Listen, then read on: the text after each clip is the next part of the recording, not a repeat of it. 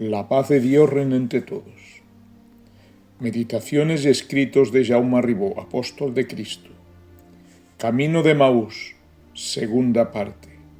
Y ante todas estas aclaraciones que acabamos de narrar, salidas de los labios del Espíritu de Cristo, aquellos dos discípulos suyos que tan atemorizados y confundidos estaban, poco a poco se les iba levantando el ánimo, abriéndose al mismo tiempo sus mentes dormidas y sin entendimiento, vislumbrando todas las cosas sucedidas de muy distinta manera, recobrando la paz y el sosiego ante la sabiduría de aquel que con tanta razón y verdad como precisión les hablaba, pero que en aquel momento ellos ignoraban su personalidad.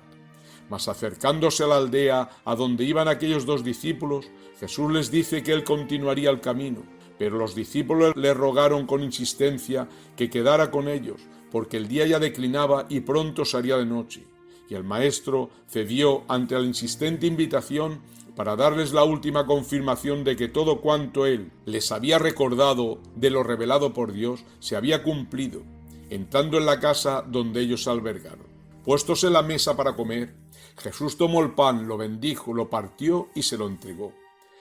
Y en la forma de bendecir y partir el pan, en aquel momento lo reconocieron,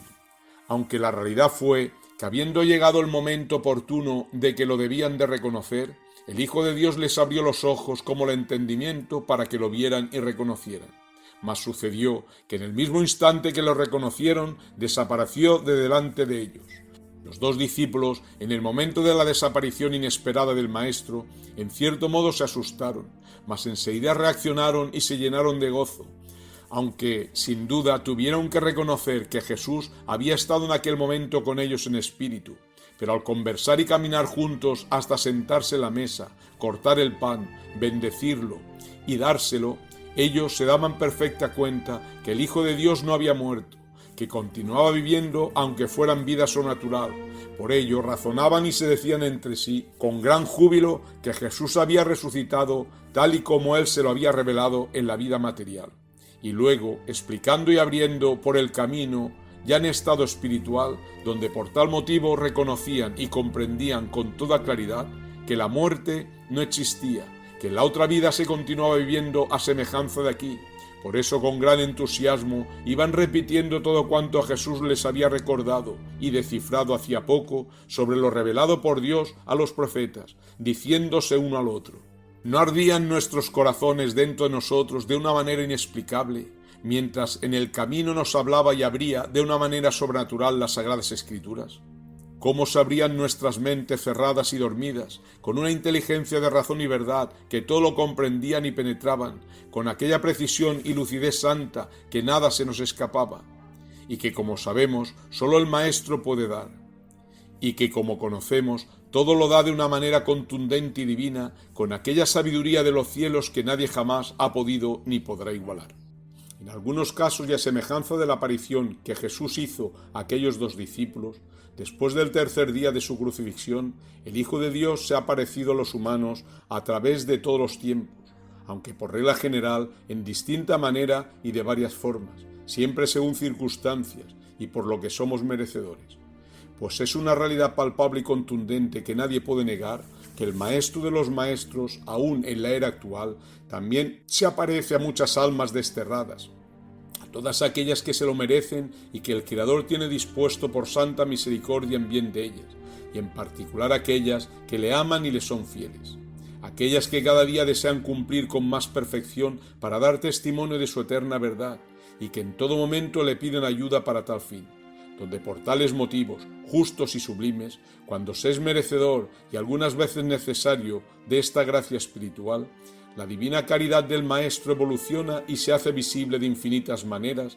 empezando por aquellos que son videntes, para iluminarles y guiarles, o bien para despertarles algo que no habían visto ni conocen, como para que comprendan con nítida pureza la verdad de la vida del Espíritu con todas sus virtudes y perfección insondable y eterna. También se aparece Jesús muchas veces en sueños o revelaciones nocturnas, que así se llaman estas visiones, en la que se siente y se vive el contacto con el esposo de las almas, en el descanso de la noche, con más realidad que la vida material, recibiendo toda clase de abnegación y entendimiento del deber a cumplir como pureza de Cristo, recuperando por ella fuerzas y voluntad para seguir con perfección en pos del Maestro, como el encender un afecto de amor incomparable hacia su divino ser.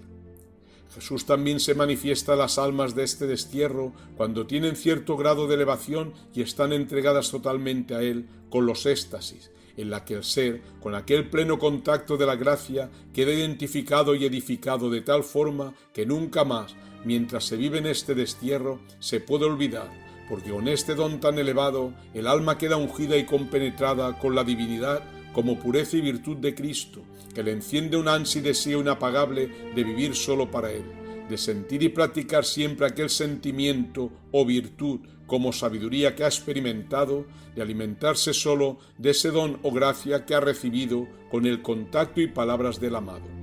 donde por tales motivos siempre lo lleva en su mente y su corazón, y todo cuanto viene a realizar, sea lo que sea, todo lo hace con Él y por Él.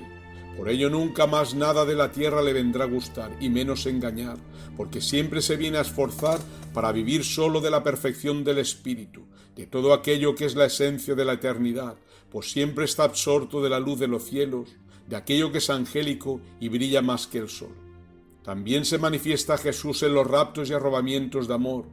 viviendo aquella alma en lo profundo de su ser un fuego que la abrasa y embelesa al mismo tiempo, encendiéndole un sentimiento delicioso e inexplicable de afecto etérico hacia su amado, que de ninguna forma se puede definir, pero que absorbe al espíritu totalmente dentro de un gozo inefable, de felicidad angélica, que al cuerpo le parece no poder resistir, pues es tan poderosa aquella pureza del amor del esposo que la materia presiente desintegrarse. Por lo tanto, aquellas delicias etéricas de este amor tan puro como sagrado que comunica al amado aquella alma fiel que le ama de verdad, nunca, mientras habita en este planeta, se le podrá borrar ni olvidar, porque siempre la levantará por encima de la escoria y ruindad de este mundo, para que nada imperfecto ni desabrido de este mundo la pueda ensuciar ni extraviar. También existen apariciones del Maestro que podíamos llamar invisibles, pero que se sienten y se viven en el interior del alma y se nombran en la vida mística como locuciones. Oyendo y sintiendo en lo profundo del ser, con toda claridad, el candor y ternura de la voz de Cristo, que te habla y te ilumina con una pureza de sabiduría angélica, dando al mismo tiempo en la mente reflejos de luz y verdad sobre la vida a perfección con una profundidad insondable, donde todo en conjunto estas locuciones orientan y guían al alma por el camino de la santa redención, como también puede ser advertida de algún peligro o bien de cierta confusión en la que se puede extraviar. También se goza y se vive a veces manifestándose el Espíritu de Cristo dentro de nosotros, abriendo en la mente un sentimiento totalmente sobrenatural de sabiduría insondable, despertando dentro de nuestro ser una ansia viva de ganar más y más perfección para poder imitar al Maestro y servirle en todos los instantes de nuestra vida, vislumbrando al mismo tiempo un entendimiento y sabiduría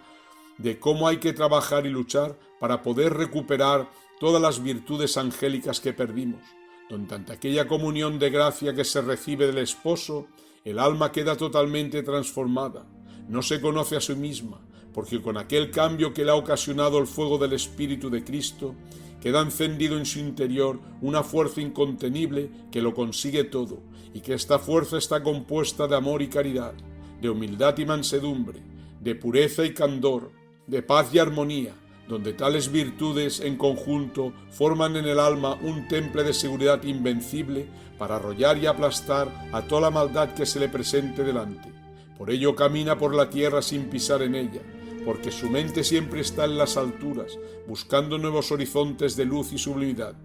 donde por tales motivos, unos encadenados con los otros, cambia desde aquel día que recibió tal inspiración de gracia bajo la manifestación del Espíritu Santo, todo su proceder, que raya ya a la santidad, puesto que llegando a estas latitudes, el alma por regla general es movida por la luz y sabiduría del Espíritu Santo. La paz de Dios reina entre todos.